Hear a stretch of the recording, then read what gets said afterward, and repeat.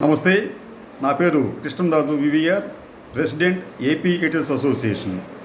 ఈ రోజున ఆంధ్రప్రదేశ్ ముఖ్యమంత్రి జగన్మోహన్ రెడ్డి గారి మీద జరిగిన దాడి అత్యంత హేయమైంది. ఇది ఒక పిరికి పంద చర్య అని మనం భావించాలి. నిజానికి జగన్మోహన్ రెడ్డి గారి మీద ఇటువంటి ప్రయత్నాలు జరుగుతాయని చెప్పి గత నెలలోనే ఇంటెలిజెన్స్ డిఐజీ చాలా స్పష్టంగా నివేదిక ఇచ్చారు. ఆయన మీద అసాంఘిక శక్తులతో పాటు టెర్రరిస్టులు, మావోయిస్టులు కూడా దాడి చేసే ప్రమాదం ఉందని చెప్పి ఇంటెలిజెన్స్ తన నివేదికలో చెప్పింది. ఇది ఒక ఎత్తు అయితే, గత ఏడాది జనవరిలో ఒక వ్యక్తి తన ట్విట్టర్ అకౌంట్లో జగన్మోహన్ రెడ్డి గారిని చాలా తీవ్రంగా హెచ్చరిస్తూ బెదిరింపులకు పాల్పడ్డాడు. అయితే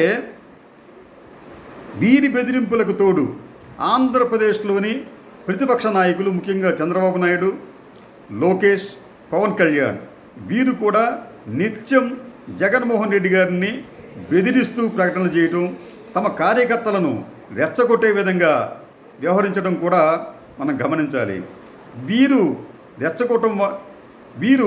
రెచ్చగొట్టడం వల్లనే ఈ కార్యకర్తలు జగన్ గారి మీద దాడి చేసి ఉంటారేమోనన్న భావన కలుగుతోంది. పవన్ కళ్యాణ్ అయితే జగన్మోహన్ రెడ్డి గారిని ఏకవచనంతో సంబోధిస్తూ, జగన్ నువ్వెవడివి, నిన్ను పాతాళంలోకి తొక్కేస్తాను అని చెప్పి ఆయనంటే, చంద్రబాబు నాయుడు గారు అయితే జగన్ నువ్వు బచ్చాగాడివి, నా 40 ఏళ్ల జీవితంలో నీలాంటి వాడిని చూడలేదు, చరిత్రలో నీ స్థానం ఏంటో చూపిస్తాను కబడ్దార్ అని చెప్పి ఆయన హెచ్చరిస్తాడు. లోకేష్ అయితే తన ఎర్ర బుక్కులో జగన్ గారి పేరు ఉందని చెప్పి ఆయన ప్రకటిస్తాడు. అంటే ప్రతిపక్ష నాయకులు చాలా బహిరంగంగానే ఇటువంటి బెదిరింపులకు పాల్పడుతున్న పోలీసులు కానీ, ఎన్నికల సంఘం కానీ ఏమీ చేయకపోవడం, ఇటువంటి బెదిరింపులు పాల్పడటం వలన వారి పార్టీలకు చెందిన కార్యకర్తలు ఇటువంటి ఘాతుకానికి పాల్పడే అవకాశం ఉందని తెలిసినప్పటికీ కూడా ఆయనకు తగినంత భద్రత లేకపోవడం మనం గమనించాలి.